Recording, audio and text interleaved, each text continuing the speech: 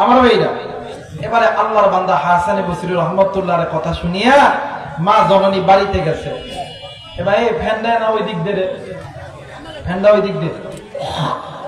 এবারে মা জননী বাড়িতে গেছে। বসেন তো, আপনারা কেউ কথা করেন না, আমাকে একটু ওয়াজ করবে দেন, সময় নাই। বক্তা আবার যদি রাগ করুন আর এক ঝামেলা। আমার মেয়েরা, এবারে মা জননী প্রতিদিন এশার নামাজের পরে সালাতুল হাজতের 2 রাকাত নামাজ পড়ে, নবীর প্রতি দরুদ পড়ে। এমন করতে করতে দৈনন্দিন যখন আমল করতেছে, কয়েকদিন যখন অতীত হয়ে গেছে, একদিন রাত্রিবেলা আল্লাহর বান্দি স্বপ্নে দেখে কলিজার টুকরা সন্তান ডাক দিয়ে কই, মা ও মা, আমি আর এই কবরে আযাব সহ্য করতে পারি না। আচ্ছা বলেন তো দেখি, কোন সন্তান যদি বলে মা আমি কষ্ট হইতেছে, মা আমি খুব কষ্ট পাইতেছি, কোন মা কোন বাবা কি সহ্য করতে পারে? জোরে বলেন, কথা কোন পারে?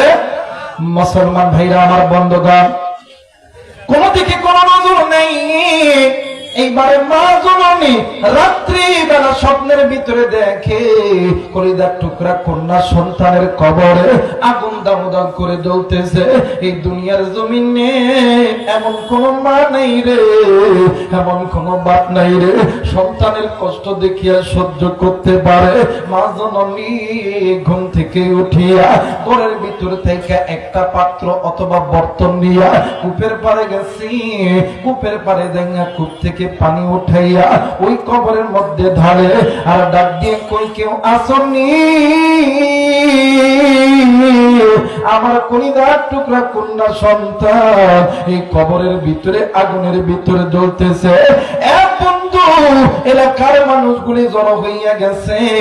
একজন ডাক দিয়ে কই, মা এই জায়গার ভিতরে আপনি কবরের মধ্যে কেন পানি ঢালেন গো মা? ডাক দিয়ে কই, বাবারি এই কবরের ভিতরে আমার কলিজার টুকরা সন্তান জাহান্নামের আগুনে জ্বলতেছে। এক যুবক বন্ধু, আজকে এই ময়দানে অনেক মুরব্বী এসেছে, অনেক কলিজার টুকরা যুবক এসেছেন। আমি জানি না এই ময়দানে কার জানি কলিজার টুকরা মা নাই, কার জানি কলিজার টুকরা বাবা নাই। বন্ধুরে, তোমার আমার মা, তোমার আমার বাবা ওই কবরস্থান থেকে, ওই বাজার থেকে ডাক দিয়ে কই, বেটা আজকে কেন তুই আমার জন্য নামাজের মধ্যে দোয়া করিস না? কেন তুই কোরআন পড়লি না? কেন তুই আলেমের মজমায় গেলি না? বেটা রে, একদিন তোর জন্য আমি মা, আমি বাবা কতই না কষ্ট করছি। আজকে আমার কবরে জাহান্নামের আগুন জ্বলে রে। এ যুবক কলিজার টুকরা মুরব্বী, কলিজার টুকরা মা, আজকে কোন মা কোন বাপরে ভুলিয়া থাকি আমরা। এ বাজার বছরে 2টা ঈদের দিন আসে, একটা হইল ঈদুল ফিতর আর একটা হইল ঈদুল আযহা। বাজান রে, ঈদের নামাজ পড়ার পরে আমি গুনাহগার আবু রাইহান এতিমের মতন ডুকরে ডুকরে কান্দি আর ডাক দিয়ে কই, মালিক ঈদের নামাজ শেষ হয়ে গেছে। কত সন্তান আব্বারে আব্বা কইয়া ডাক দেয়, বাপ সন্তানকে হাত পাতিয়া বুকের মধ্যে নেয়। আমার বাবা নাই, কে আমার বুকের মধ্যে নিবে গো? কে আমারে আদর করবে? আরে যুবক বন্ধু, আমি জানি না আজকে কার মার কবর জানি জাহান্নামের আগুনে জ্বলে, কার বাবার কবর জানি জাহান্নামের আগুনে জ্বলে। এইবার মা জননী ওই রাত্রি বেলা আল্লাহর বান্দা হাসান বসরি রহমাতুল্লাহ আলাইহির কাছে গেছে। ডাক দিয়ে কই, হুজুর ডাক দিয়ে কই, মা গো এই রাত্রি বেলা আপনি আমার বাড়িতে কেন আইছেন? এবার মা জননী ডাক দিয়ে কই, হুজুর গো, দুনিয়ার জন্য এমন কোন মা নাই, এমন কোন বাবা নাই, সন্তান বিপদে পড়লে মা বাবা চুপ করে বসে থাকতে পারে। আমি মা স্বপ্নে দেখি গো, আমার সন্তান কেমন জানি ওই কবরে আগুনে হাউমাউ হাউমাউ করে কান্দে। হুজুর ডাক দিয়ে কই, মা গো, কবরের আযাবটা বন্ধ করার শক্তি আমার নাই, মা জননী ডাক দিন কই বাবা গো, ও বাবা এমন কোন আমল আছে কিনা বলো না, যে আমলটা করলে আমার আল্লাহ আমার মাইয়ার কবরের আযাব গুলোকে মাফ করে দেবে। এ সোলগাছির বাবা, এই কলিজার টুকরা মুরব্বীরা, আমি জানি না রে এই ময়দানে কার জানি মা দুনিয়াতে নাই, কার জানি বাবা দুনিয়াতে নাই। এই দুনিয়াতে যার মা নাই রে, যার বাবা নাই, এর চাইতে বড় এতিম বড় অসহায় কেউ নাই রে বাবা। এ বন্ধু, এইবার মা জননী যখন এই কথা বলছে, হুজুর ডাক দিন কই মা একটা আমল আছে, আপনি কি পারবেন কিনা বলেন না। মা জননী ডাক দিয়ে কই হুজুর, আমি মা যদি মরেও যায়, আমি মার যদি কষ্ট হয়, আমি মা সন্তানের জন্য আমি মা সব করতে রাজি, কিন্তু আমি আমার সন্তানকে জাহান্নামের আগুনে জ্বালাইতে রাজি নই। একটু আওয়াজ করে বলেন সুবহানাল্লাহ। আমার মেয়েরা, আমার বন্ধুগণ, এই সমাজে মা বাবা সন্তানের জন্য ভিক্ষা করে, মা বাবার রিক্সা চালায়, মা বাবা ভ্যান চালায়, জমিতে কাজ করে, কিন্তু সন্তান বড় হওয়ার পরে ওই মা বাপের বিদ্যাঙ্গুলি দেখায়। কথা বলেন ঠিক কিনা? আমার মেয়েরা, কিন্তু মনে করা দরকার, আজকে আপনি মা বাপরে কষ্ট দিতেছেন, আপনি একদিন বাপ হবেন, আপনার সন্তান কষ্ট দিবে। কথা বলে নাকি? আমাদের সমাজে মা বাবা সন্তানকে আর্মি বানায়, পুলিশ বানায়, বিডিআর বানায়, জায়গা তুমি সব বেঁচে দেয়, কিন্তু সন্তান আর্মি বিডিআর পুলিশ হওয়ার পরে 2-1 বছর ভালোই থাকে, ভালো হওয়ার পরে মা বাপরা দেখেও না। কথা বলে নাকি? দেখবেন ওই ঘরের মধ্যে এক ডাইনি আসে। আমার এই নওগাঁদের একটা কথা কই, এক পোলার জন্য বাপ মা সবকিছু বিক্রি করছে, পোলারে চাকরি দিছে, পোলা ছুটি তাইছে, ঘরের দরজা টন টন, বউ ঘরের দরজা খুলছে, খোলার পরে দেখে এই যা স্বামী আইছে, স্বামীরে দেখা এই বউ নাটকের কান্না তড়িৎ গতিতে যাইয়া বিছানার উপরে একটা কোল বালিশ লইয়া উল্টা পিঠ হয়ে কানতেছে। কথা কয় নাকি? এমন কান্না আছে না, আছে না? এখন স্বামী এখন কই, কিরে ভালো মানুষ ঘরে আইলাম, এবার কি কান দেখে ডাক দেখে, কি হয়েছে? কথা কয় না কেন? এদারা আস্তে কথা কয় বলে বই চালা খাবো। কথা কয় না কেন? আমার মেয়েরা এবার দেখে সন্তান ডাক দেখে, কান দোকানে বলো না, ওই তোমার বাপ আর মায়ের সাথে ভাত খাইতাম না। ওই কি হয়েছে? ওই খাইতাম না। তোমার কাছে 2টা অপশন, একটা হলো মা আর বাবা, আর একটা হলো আমি, একটা ধরতে হবে, একটা ছাড়তে হবে। সন্তান ডাক দিয়ে কই, মা আর বাপরে ধরলে কি হইব? ওই আমার বাপে 10 লাখ টাকা দিতে, টাকা দে। কথা কয় না কেন? আমার বাপে পালসার গাড়ি দিতে, চাবিটা দে, সকালবেলা উঠে বাড়ি যাবো। এখন এই হিজড়া মরদ ডাক দিয়ে কই, তোমারটাই ঠিক, মার বাপরে ভাত দিতাম না। কথা কয় না কেন? এই যুবক নজর করবি, যারা কথা কয় না ওদের মা বাপরে ভাত দেয় না। কথা কয় না কেন? আমার মেয়েরা ডাক দেখো, তোমারটাই ঠিক, মার বাপরে ভাত দিতাম না। কথা কয় না কেন? কিন্তু যুবক, তুমি কোন মা কোন বাপরে ছাড়িয়ে দাও। এই জায়গায় অনেক মুরব্বী আছেন, অনেক যুবক আছেন, আমরা অনেক সময় আলেমদের কাছে দোয়া চাই না বাবা? চাই না? হুজুর আমার এই সমস্যা, একটু দোয়া করেন, দোয়া চাই না? কিন্তু আলেমদের আগে 2জন ব্যক্তির দোয়া আল্লাহর দরবারে কবুল হয়। কলিজার টুকরা বাবা, কলিজার টুকরা চাচা, কলিজার টুকরা যুবক, কেমন করে বুঝাইলে বুঝবেন? আমার কাছে তো কোনো এলিম নাই, কোনো আমল নাই, কোরআন আমার কাছে আছে।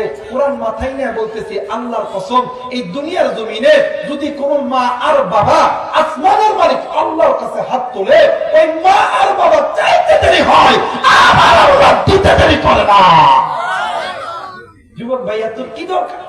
তুমি আর্মি হবা, পুলিশ হবা, ডাক্তার হবা, ইঞ্জিনিয়ার হবা, ওই মায়ের কাছে যায় বলবি, মা আব্বা আমার আর্মি হওয়ার খুব শখ, বিডিআর হওয়ার খুব শখ, ডাক্তার হওয়ার খুব শখ। আমি আবুরা এখানে কোরআন মাথায় নিয়ে বলিয়ে গেলাম, ওই মা আর বাবা আসমানের মালিক আল্লাহর কাছে হাত তুলবে, আমার আল্লাহ দিতে দেরি করবে। আজকে ওই মারে কষ্ট দিস, ওই বাপরে কষ্ট দিস, আল্লাহর কসম, দুনিয়াও তোর জন্য জাহান্নাম, আখিরাতটাও তোর জন্য জাহান্নাম। কোনদিন তুই শান্তি পাবি? মুসলমান ভাইরা আমার, বন্ধুগণ, লম্বা চূড়া সময় নয়, অল্প কথার ভিতরে ইনশাআল্লাহ বিদায় নিয়ে চলে যাবো রে বন্ধু। বাবা দিয়ে এই জায়গায় অনেক যুবক ভাইরা আছো, অনেক কলিদার টুকরা মুরব্বী আছো, অনেক যুবতী বোন আছো রে। আমি আবু রাইহান তোমাদেরকে হাত জোর করে বলে যাই, জীবনে মা বাবারে কষ্ট দিবা না। এই দুনিয়ার জমিনে স্ত্রী বলো, সন্তান বলো রে, বন্ধু বলো, বান্ধবী বলো, সবাই তোমাকে ভালোবাসে স্বার্থের লোভে। স্বার্থ ছাড়া দুইজন ব্যক্তি ভালোবাসে, ওই মা বাপরে তোমরা যেন কষ্ট দিও না। এ বন্ধু, আমার মায়ের নবী, দয়ার নবী একদিন মসজিদে নববীর ভিতরে বয়ান করতেছিলেন। ইতিমধ্যে একজন মহিলা আল্লাহর নবীর সামনে দাঁড়ায় গেছে।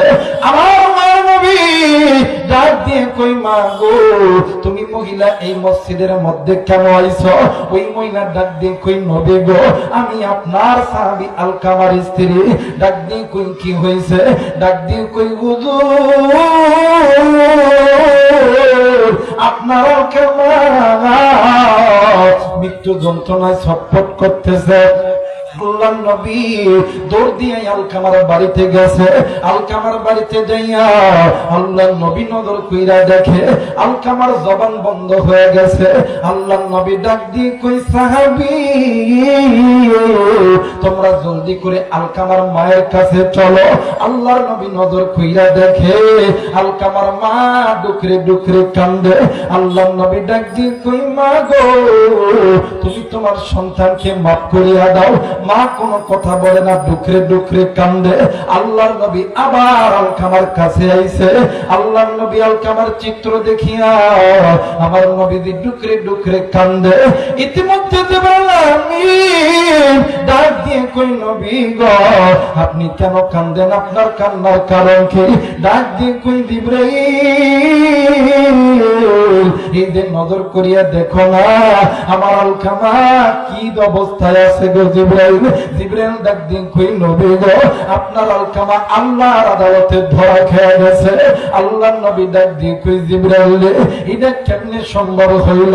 ডাক দিয়ে কই, নবীজি, ইয়া রাসূলুল্লাহ, ইয়া হাবিবাল্লাহ, আপনার আলকামা আল্লাহর হুকুম মানত, আপনি নবীর সুন্নত তরিকায় চলতো, কিন্তু মায়ের কথা ভালো মতন শুনতো না। আল্লাহর নবী ডাক দিয়ে কই, সাহাবীরা রে, তোমরা জলদি করে আলকামার মায়ের কাছে চলো। এ বন্ধু, আল্লাহর নবী আলকামার মায়ের কাছে যাইয়া ডাক দিয়ে কই, মা গো, ও মা, তুমি যদি তোমার সন্তানকে মাফ না করো না, আমার আল্লাহ তোমার সন্তানকে মাফ করবে না। মা জননী কোন কথা যখন বলতেছেন না, এই বন্ধু আল্লাহর নবী ডাক দিয়ে কই, সাহাবীরা রে, তোমরা খড়িয়ানো আগুন জ্বালায় দাও, আমি নিজে হাতে আলকামারে আগুনে জ্বালাইব। এবার মা জননী ডাক দিয়ে কই, নবী গো, আলকামা আমার সন্তান, আপনি কেন আমার সন্তানকে আগুনে জ্বালাইবেন? আমি মা কি সহ্য করতে পারি? আল্লাহর নবী ডাক দিয়ে কই, মা গো, তাইলে আপনি কেন চুপ করে আছেন? কেন রাগ করে আছেন? মা জননী ডাক দিয়ে কই, নবী গো, এই সন্তানের জন্য আমি মা ভালো মতন খাইতে পারি নাই, ভালো মতন ঘুমাইতে পারি নাই। এই সন্তানের জন্য আমি মা বালিশের কাতার ধরে ধরে টানছি, বিছানার চাদর ধরে ধরে টানছি। এই সন্তানের জন্য আমি মা মানুষের বাড়িতে বাড়িতে ঝিয়ের কাজ করছি। আমি মানুষে আমার যতটুকু খাবার দিছে আমি মা নিজে খাই নাই, আমি এই সন্তানরে খাওয়াইছি। কিন্তু রাত্রিবেলা যখন ঘুমাইতে গেছি গো, ও নবীজি, ক্ষুধার যন্ত্রণা আমি মা সহ্য করতে পারি নাই। আমি মা নিজে পেটে পাথর বান্ধাইছিলাম গো নবীজি। এই সন্তানের জন্য আমি মা কত কষ্ট করছি। আজকে এই সন্তান বড় হয়েছে, আমি মায়ের কথা শুনে না। বলেন তো নবীজি, আমি মা কষ্ট পাওয়ার কথা কি না?